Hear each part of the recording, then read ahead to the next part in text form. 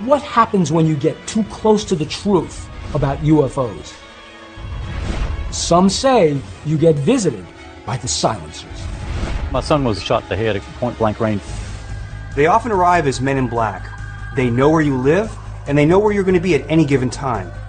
He said, "Mr. Rose." And of course, I don't know him, but obviously he knew me. Who's behind the supposed covert program? Some say it's a secret government agency. There are at least 20 levels of security clearances above the president. He has no need to know about these programs. During our investigation, we actually captured what might be a real-life silencer. The guy all in black right there. Holy shit, there's a guy all in black right there. This is case number 64206, the silencers.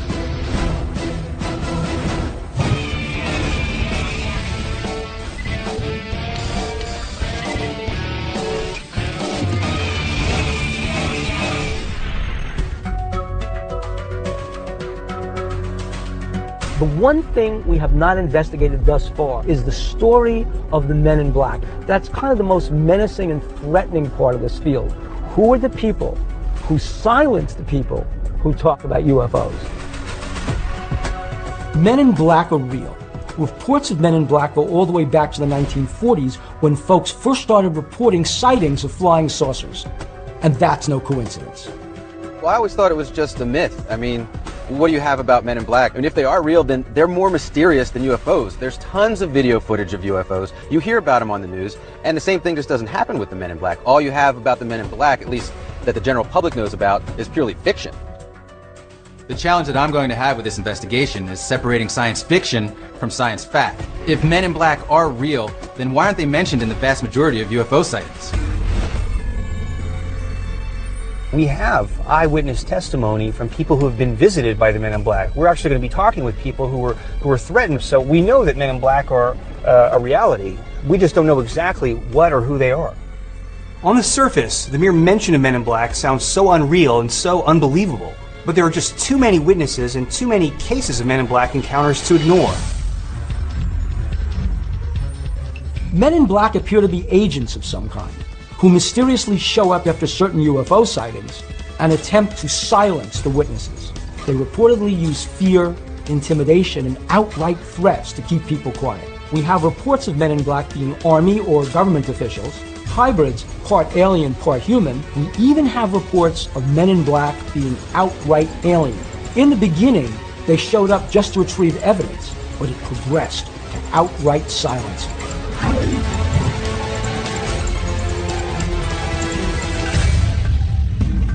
It was a little before Christmas in 1987, and I shot 4 objects flying across the shopping center. Next thing I know, I'm getting visits from people. Danny Gordon is a radio broadcaster from Wytheville, Virginia. After talking publicly on his radio show about the strange UFOs he witnessed back in 1987, the men in black stepped into his life and changed it forever. We pulled into a parking lot of a department store in Wytheville, and we noticed some kids in the school bus were pointing up. There were 4 objects flying over the shopping center. So I got my 35 millimeter out and shot the 4 objects. And actually had some people that know a little bit more about physics than myself that measured the globes, and they said they had to be 4 definitive objects because you could see the curvature too well to be one object with the 4 lights on it. Danny's photo shows possibly 4 separate objects together in the night sky. He saw it, as did a handful of other people who happened to be in the parking lot that night.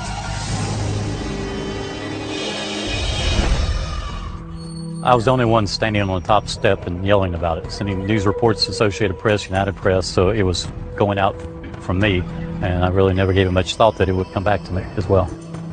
Of all the other UFO witnesses who saw the object that night, Gordon was the only one who was a broadcaster. Millions of people were hearing about Gordon's UFO sighting, and not long after, strange things started happening in the life of Danny Gordon. And I was invited to Virginia Beach to speak to United Press International. I took the photos to show them, but I left the negatives at home. I was supposed to meet with the folks at Oceana Naval Base and CIA headquarters, and when I called them, they said the general's not here, was going to meet with you. By the way, did you bring the negatives? And being an old dumb country boy, I said, no, I left them at home. When I got home from Virginia Beach, I found in my negatives, only those negatives had been taken. If the negatives just disappeared, that'd be one thing. But for Danny to tell the CIA that he left the negatives at home, and then to find the negatives missing, that just seems more than a coincidence.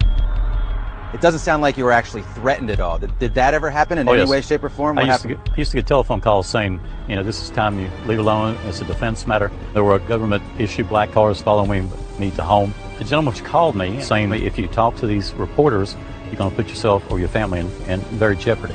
And I did.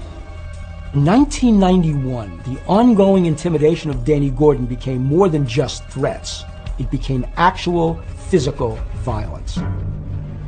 My son was at a party, and we shot the head at point-blank range right here in the temple, .32 Magnum. He passed out on the table at 9:30 and woke up 21 days later in the rehab center blind in Roanoke. We still don't know who shot him, because the other guys at the party first said it was some guys dressed in black, and they changed the story and said it was him, and from 1991 to now, we don't know who shot him. Do you suspect that the men in black came to these witnesses and persuaded them not to continue with their testimony? I would hope not. I would hope not. So I said, if there's just an iota of a chance that it might have been connected to the UFOs, I told my wife, I cannot continue to do this and take a chance. Whether or not the men in black shot Danny Gordon's son remains to be seen. The incident frightened him so much, though, that he stopped talking about UFOs, period. Now, talking to us 18 years later, he's finally breaking his silence. Do you believe that the men in black are real, they actually exist, and what do you think their purpose is? There's no doubt, because I've talked to too many witnesses who've had UFO visitations, sightings, and then had the men in black come and try to look at their pictures, take their pictures. Some people actually had them seized. Now, whether or not they dress in black, I don't know, but I know that someone came to my home, broke in my home, and who knows, may have been involved with the shooting of my son. If the men in black did indeed shoot Danny Gordon's son, they left no incriminating evidence. To get closer to the answer, we need to find a case where some tangible evidence was left behind.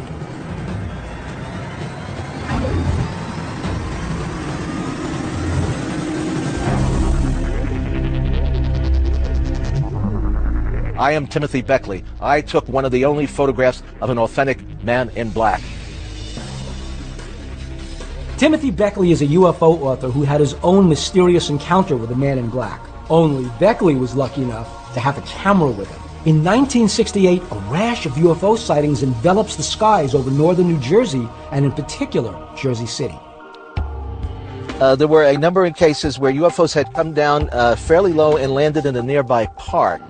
And several teenagers had been very upset, and they ran and told their parents. One of the individuals that I was in touch with was a fellow by the name of Jack Robinson, who was the investigator on the case. And he actually claims while they were interviewing these teenage witnesses that they could see the black Cadillac parked down the street with the tinted windows, and every once in a while the window would roll down and somebody would peer out. While he would go to work, he worked in a bank in New York. He would take the PATH train over every day, and his wife would go out and do the normal errands, shopping and everything like that, you know. And she reported while she would leave the building, there would be a mysterious person standing in the doorway across the street, dressed in black hat over its face. So we decided, well, we're going to take a drive over to Jersey City one morning, kind of to see if anything was really going on. Well, sure enough, we get there, and here is this individual standing stone-faced in the doorway with the hat pulled down over its eyes, dressed in the black, kind of looking like it didn't belong in the neighborhood. So Jim hands me his camera. I go and I lean out the window and I take a photograph of this individual standing in the doorway.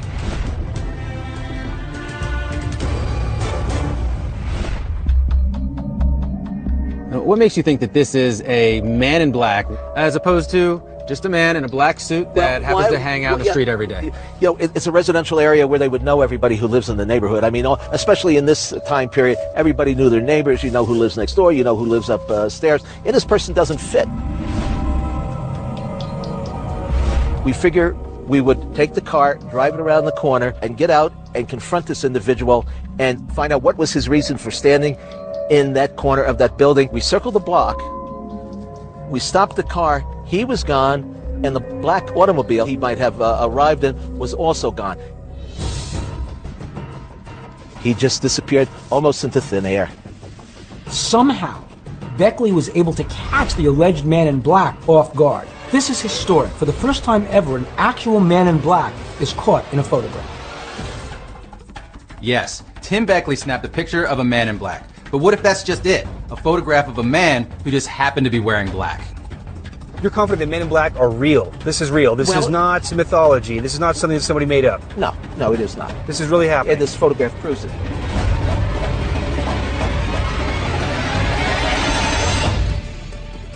After looking at Tim Beckley's photo, there are no signs of digital or photographic manipulation.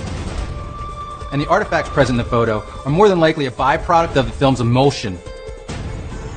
Tim shot this photo in Jersey City in 1965. The truck shown in the foreground is a first-generation Chevrolet C10 pickup, and this is probably a 1962 C10. You can tell by the rounded single headlight, the inverted windshield wiper on the passenger side, and the large rectangular side view mirrors. If this were a real Man in Black, he more than likely would have been aware of Tim's presence and simply wouldn't have allowed this photograph to be taken. Or because this is an urban, commercial neighborhood with street parking and traffic, he might have just not noticed Tim's presence, or simply just wanted to hide in plain sight. At this point, we have Danny Gordon's encounter with Men in Black, who may be responsible for allegedly shooting his son. And we have Tim Beckley, who actually took a photograph of a Man in Black. So far, the Men in Black have been threatening from a distance. What we need now is to dig deeper and find someone who's been threatened face to face by Men in Black.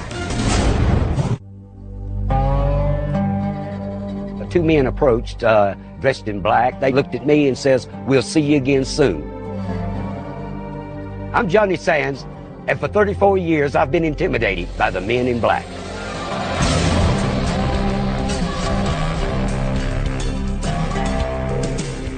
We're meeting with Johnny Sands, a country singer who in 1976, while driving outside of Las Vegas, had one of the strangest Men in Black experiences we've uncovered thus far. I could see a light beam in the sky directly to the right of me. It was a cigar-shaped looking object. Johnny Sands' car then shuts off. While he's working under his hood trying to get his car restarted, two of what he refers to as aliens walk up to him. And as they come closer to me, I started to run, but I realized I couldn't move. They had very, very glaring eyes. Their mouths was small and wrinkledy, looking like a man with no teeth, but they had a large, wide nose, and it looked like something protruding out on each side of their face.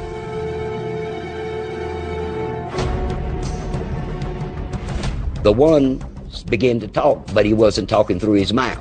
So I asked him, "Where y'all from?" And he said, "Up there." They asked me all these questions, and he says, "We'll be going, but we'll see you again real soon." They turned and walked away, and a flash of light went, and they were gone. Johnny Sands' alien encounter grabbed a lot of headlines. He was a celebrity for it. A few days later, the Sahara Hotel invites Johnny to do a public demonstration of sorts in their lobby. They hire an artist to draw one of the aliens that Johnny saw. When he got to the gills and the nose, the artist says, why do they have a nose and gills?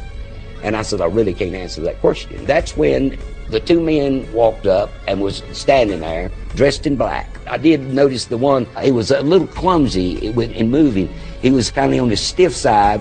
He would lean in toward me, and then he said, "Let me answer that question for you if I can." There is an area in the sky that's 8.5 light years from here. It's called Sirius. He said there is a planet that is known to be an Aquarius type planet, half water, half land. And so this will explain the gills and the nose. He says, but we got to go now, but we'll see you again real soon. Well, that's the same thing that the aliens had just told me in the desert 3 or 4 days ago. As they went out the door of the hallway, the security guard was no farther away from behind him than you are from me. But when he got to the door, he turned around and he come walking back, and he says, them guys just totally disappeared in thin air. Maybe in this case, the Men in Black were playing mind games with him, not to dissuade him from talking, but to make his story seem so weird, so incredulous, that when he does talk, nobody believes him.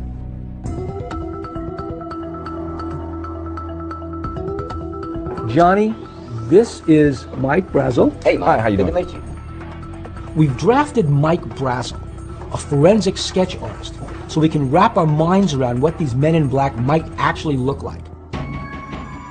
He had real squinty eyes, broad but stubby-looking nose. His hair is going to go straight back.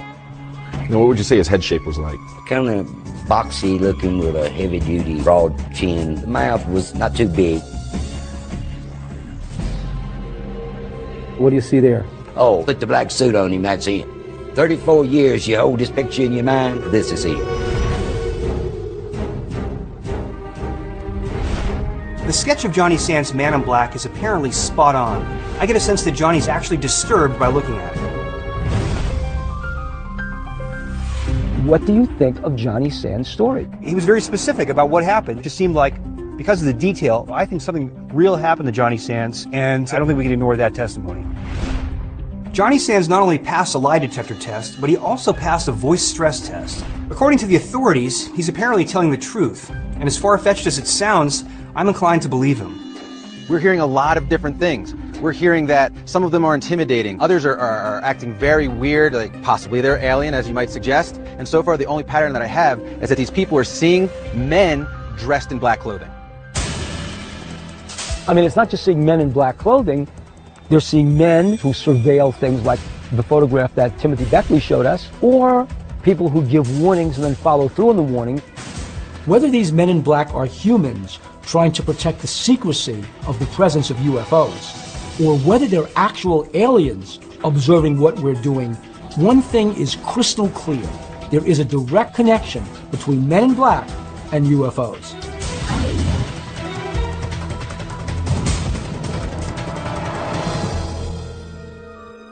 We had pulled off to the side of the road next to the Grand Canyon Caverns. There were two men parked in a black car right where we were ready to pull off.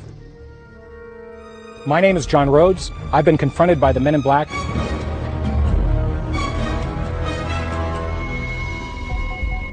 We met John Rhodes in a previous investigation when we were looking for an underground alien base in Dulce, New Mexico. In 1996, when he went looking for an underground base near the Grand Canyon Caverns in Arizona, he must have gotten too close to something important because a couple of bizarre characters crossed his path. I was coming here from Las Vegas to investigate the Grand Canyon Caverns. We're pulling into this pull-off outside a road. Here is a nice, shiny, new black car and two guys there in suits waiting for me. One was leaning against the car. The other one proceeded to walk up directly to me as I was parking. I got out of the car. The gentleman came over to my vehicle, and eye to eye, he turned around and he said, "Mr. Rhodes." And of course, I don't know him, but obviously he knew me. So these guys knew your name? Yes. Wow. They knew my name. More importantly, they knew I was going to be right there. I find it odd that in the middle of nowhere, two men suddenly appear and know John Rhodes' name. I don't think this was a random meeting.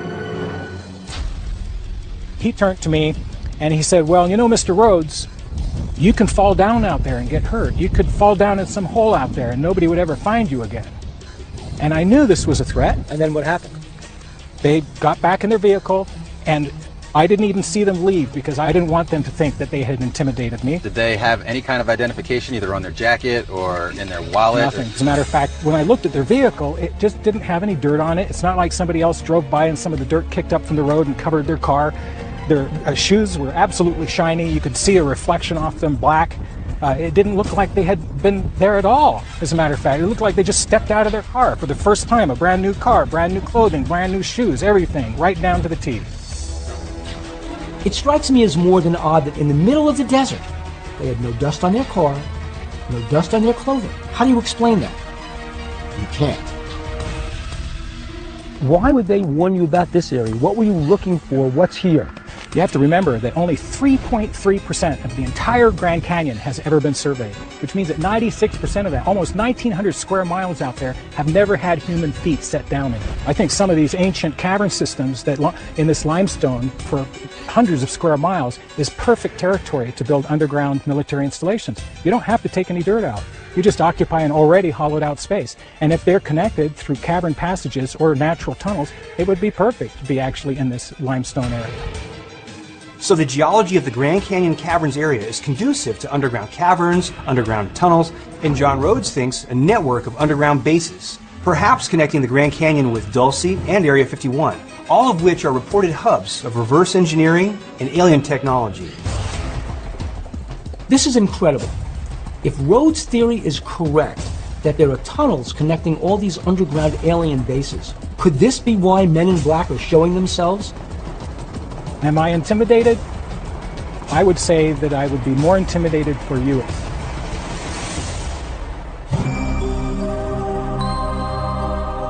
We're investigating one of the places where Men in Black might be coming from. We talked to someone who claims there's a network of tunnels connecting a vast array of secret underground alien bases. If this is true, the US government has to know about it and most likely is very much a part of it. And if that's the case, there has to be a paper trail somewhere.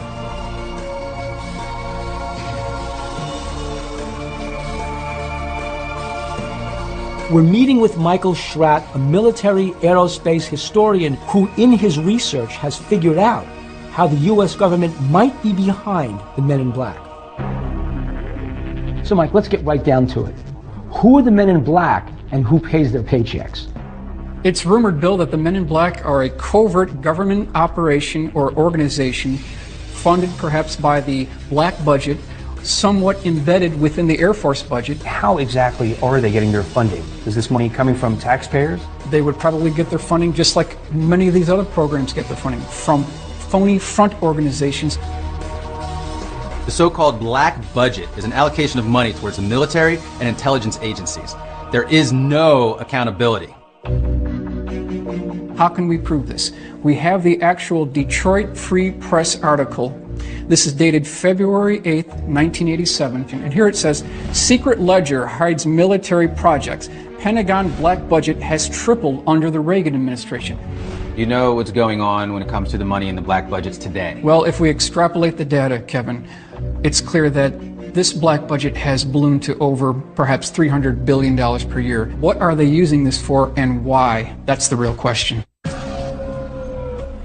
Here we have the actual security clearance organizational chart, and if you start here at the bottom, it starts at restricted, then we move to confidential, then we go to secret, top secret, SCI, USEP. Above that, there are 28 levels of top secret crypto. The president is at level 17. He's cleared for the GO codes, or the nuclear launch codes. But then you'll see, in point of fact, there are at least 20 levels of security clearances above the president. He has no need to know about these programs. This is all just a theory that there are 20 secret levels of black projects above the President of the United States. It's certainly plausible, though. And if Men in Black are really tied into the U.S. government, then it's quite possible that the President would have no idea. It's plausible deniability.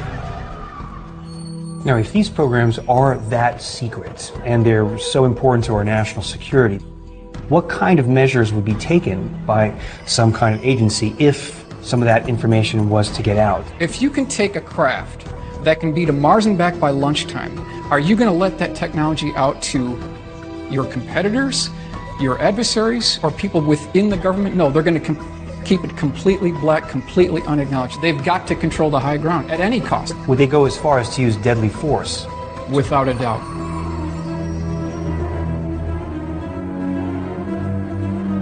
The investigators who've gotten the closest to the truth about the Men in Black died under mysterious circumstances.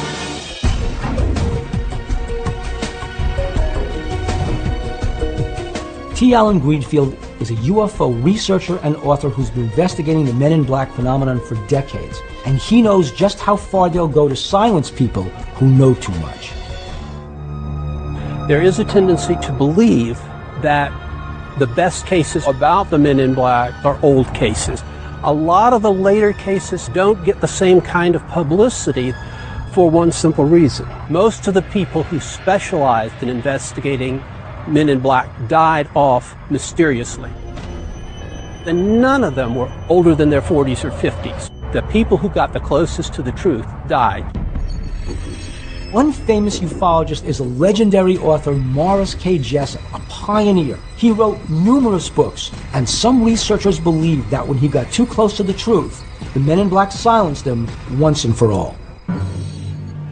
Jessup wrote a book called The Case for the UFOs. Supposedly, this perfectly well-balanced man who had no reason to commit suicide was suicided. He supposedly had asphyxiated himself in a car. Apparently, with such an elaborate way of doing it, It was obviously done by a third party or parties who had reason for Mr. Jessup to appear to have committed suicide. Police investigating on the scene said that it appeared to be a murder faked as a suicide. I believe that he was murdered because he had stumbled upon something in his book. He was a victim of what we can call the Men in Black. Another case of a UFO researcher dying an untimely death, allegedly at the hands of the Men in Black, is Frank Edwards. Edwards was at one time a very famous Mutual Radio Network broadcaster who was indeed talking a lot about UFOs. His life was threatened. He ignored it. He continued to broadcast, and then he wrote Flying Saucers, Serious Business. Right. It's the only one that made the New York Times bestseller list, sold over 1 million copies. Not too long after that, he turned to his wife and said, "Mary, I have the strangest feeling," and dropped cold dead. Was the cause of death ever determined? They said heart failure, but he didn't have any of the usual symptoms one would associate with a heart attack. I think it was some sort of poisoning of sorts, and it was a warning to all of us who were serious about ufology. Officials ruled the cause of Frank Edwards' death an apparent heart attack. However, medically, an apparent heart attack and an actual heart attack are two different things entirely. And shortly after that, Strike 3 hit. Jim Keith wrote a book called Casebook of the Men in Black, and he died of a wrenched ankle. Nothing else wrong with it. Young man in great health, strained his ankle, and was dead. According to recent studies, simple injuries like ankle sprains can increase the risk of blood clots, simply because blood tends to stagnate in the injured area. So dying from an ankle sprain, although rare, is possible. Maybe he had a blood clot, maybe he didn't. The probability is he died because he talked too much about the Men in Black. Always good to see you, and just be careful. Thanks, Alan. Thank you very much.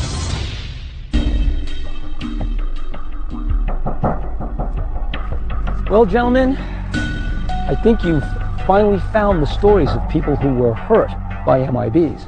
What are your thoughts on what we've learned from Alan Greenfield? Some of these ufologists, if not all of them, could have died from the causes that were reported. Natural deaths, falling, liver disease, whatnot.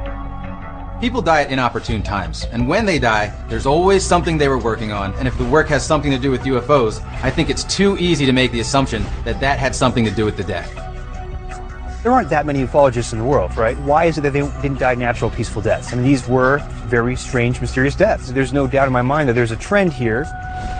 When all was said and done, Greenfield told us of 7 ufologists who met untimely deaths at the heights of their careers. 7 ufologists who were also outspoken in the media, just like Danny Gordon. Now, this is not a coincidence. There is a connection here. One thing we should do, find some more witnesses who will take us to a place where they encountered a Man in Black. Find a place where there are Men in Black, find a place where Men in Black are guarding something, and see if we can bring Men in Black to us.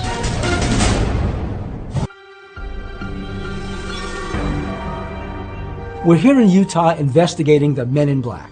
About 85 miles southwest of Salt Lake City is a military facility called the Dugway Proving Grounds. It was constructed in 1942 to test and develop chemical and biological weapons for World War II. It has been in continuous operation since then. What's actually going on there now is top secret, and nobody knows for sure. A lot of UFOs have been seen in this area, and some researchers are referring to Dugway as the new Area 51. Perhaps this is one of the places where the Men in Black are coming from.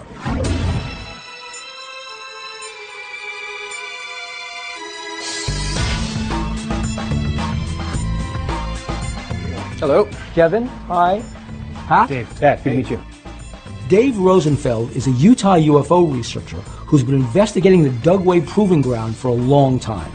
He's taken some amazing pictures of UFOs and other things in the skies over Dugway, and he's uncovered some inside information. I got the information from a particular individual that works at Dugway. And this information was dates, times, locations of testing. Lasers, ring lasers, invisible camouflage, aerial vehicles testing. It was a big list. You know, when they do these kind of tests, it does attract UFOs. Dave posted this information on his public website, and then something happened. About 8 o'clock at night, got a knock on the door. 2 individuals, one's at the door, one's at the car, dressed in dark uniforms. Could you describe the car that they arrived in? It was a black car, 4-door. Any insignia on the car, numbers? Government plates. The guy that came to the door, he's got a crew cut, he's blonde, very intimidating, he's got the cop glasses on. He asked me first, "Are you Dave Rosenfeld?" And I says, "Yes." He says, "Well, we've got some particular information on your website that we need to get off immediately." He more or less asked me if my computer was in the house. I said, "Yes." He said, "Well, can I come in and watch you take it off the website right now?" And I said, "Yeah, it'll be off in 10 minutes. He came in, watched me do it. It ended with them saying, we don't want to see anything like this again on your website. If we see it again, we'll be back, and you don't want us to come back." There are a lot of holes in Rosenfeld's story. If the government wanted to shut down his website, they could have done it from anywhere. But I have to admit that paying him a visit is in keeping with the whole Men in Black intimidation factor. How long was this information on your website before these guys came to visit you? About 4 days. Do you feel that the information that you had on the internet was worthy of this type of treatment? Is it that important? It was.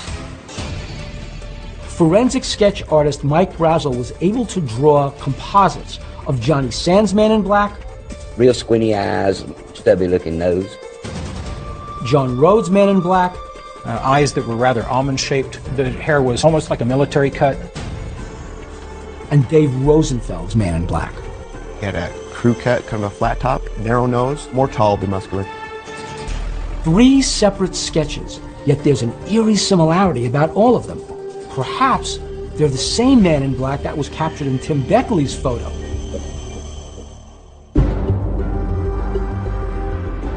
Clearly, there is a UFO Man in Black connection at Dugway. It really is starting to sound like the new Area 51. Perhaps there's a contingent of Men in Black originating out of Dugway. There's only one way to find out. We have to go there.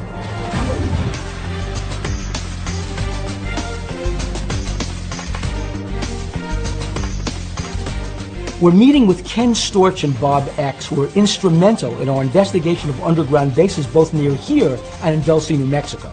Ken and Bob have been investigating Dugway for years, and they too had a run-in with Men in Black. We had intel that this area was the new Area 51, and so we came out here to gather intel and to verify if indeed that was the case. We had stopped in at Willow Springs Lodge, and a gentleman up there that owned it said, "Are you boys going out into the desert?" And we said, "Yeah." He said, "There's been some strange things happening out in the desert." He said, "Well, are you guys carrying? Do you have guns?" And we said, "Well, yeah." And he said, "Well, good." He said, "Just be alert." So we drove out to this location. It was about 9 o'clock in the morning, and as I pulled out of a little turnout, I looked in the mirror and I could see a dust cloud coming real fast. This vehicle came right up on our, and I kept slowing down, hoping that he'd go around and pass. Well, he did, and he kept slowing down. Finally, Bob said, "Hey, pull over. I've had enough of this." We pulled over. Bob bailed out of the car. I stayed in the car, and I adjusted the mirror. Now, there were 2 individuals in the car. No insignia on the vehicle, no light bar, no nothing. The driver got out. Bob got out. I walked in between the vehicles. He had bloused pants on. Right. Had a vest. I couldn't see a badge, but I knew this guy was dressed in black. He says, "What are you doing out here?" I said, "Just taking some pictures." He says, "I need to see some identification." I says, "I need to see who you are." And this man goes, "This is all you need to see." And he points to the G14 tag.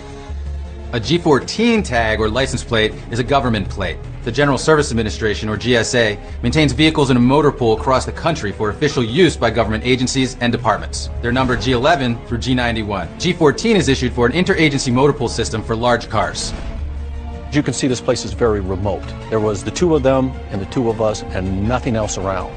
And it could have gone south. So I had my weapon down between my legs. I had the driver's mirror focused on him and the rear view mirror focused on the passenger. They were expecting to intimidate us into giving up what we were doing and you know, pretty much drop to our knees and you know, the Holy Grail type of thing. Well, it didn't happen that way. After that, got back in the vehicle, we took off. He followed us all the way to where the road turns, and we went up Vernon, and he went straight, but he was still on our butt. Maybe just like John Rhodes, Ken and Bob were getting too close to something the government didn't want them to see. I took the tag number down, And what'd you find out? Well, it was very interesting when I got back to my jurisdiction, because I was active law enforcement at that time, and I ran the tag, and it came back to a white Jeep for Bureau of Land Management out of Park County, Colorado. And this wasn't a Jeep. And this wasn't a Jeep. So I called the Park County Bureau of Land Management supervisor, and I said, do you have a vehicle with this tag number? And the supervisor goes, sure do. And I'm looking at it right out my office window. And Park County, Colorado is 450, 500 miles away. That tag number did not belong on that vehicle. That raised all kinds of red flags with me. It's all adding up. Men in Black have a long history of impersonating people. And now these two men in black are apparently caught in a lie. Perhaps those G14 plates were actually taken from another vehicle. Well, let me ask you a question. We're standing here right now. Yep. Do you think there's an eye on you? Absolutely. You better believe it. And they monitor the communication. We've been told that a number of times. If you're on the radio or if you're on your cell phone, this whole area is being monitored. But we're on public land now. Why are we being monitored? Well, base is right there.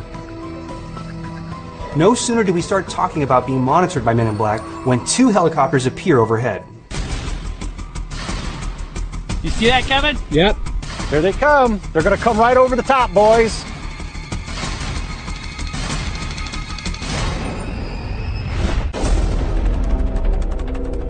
You see that, Kevin? Yep. Here they come. They're going to come right over the top, boys. We're near the Dugway Proving Ground in Utah. Some are calling this the new Area 51. Researchers believe there's evidence of reverse engineering going on here. And I don't think it's a coincidence that as soon as we start talking about Men in Black, dark helicopters show up. But how ironic that they picked this spot to fly over. Would you say they're black? See any insignia on them? I don't see that. That's not olive drab. That's not olive drab. No, it's not. And there's no insignia. Do you see a tail number? No. I would say those were black. They were black helicopters. They were. Yeah. That's really weird. I've worked with a lot of Chinooks, man. They're olive drab.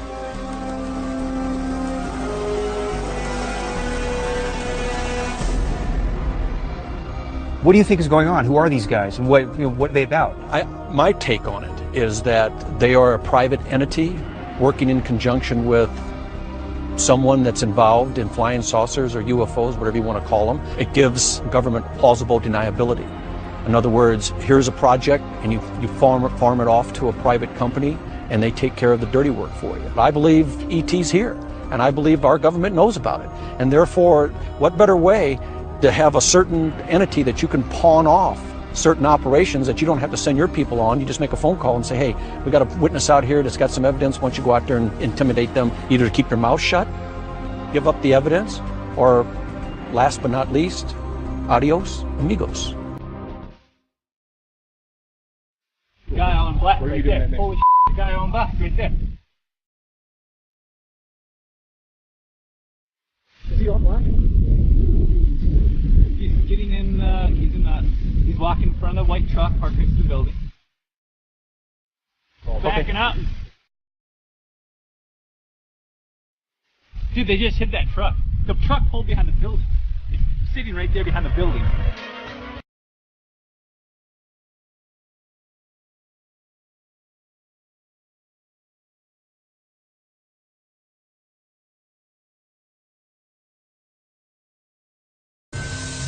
Well, look, there's no denying. Men in Black were surveilling us. Between the photo, all the eyewitnesses, and the helicopters, and now this, it seems to me that there's a very strong military connection to the Men in Black.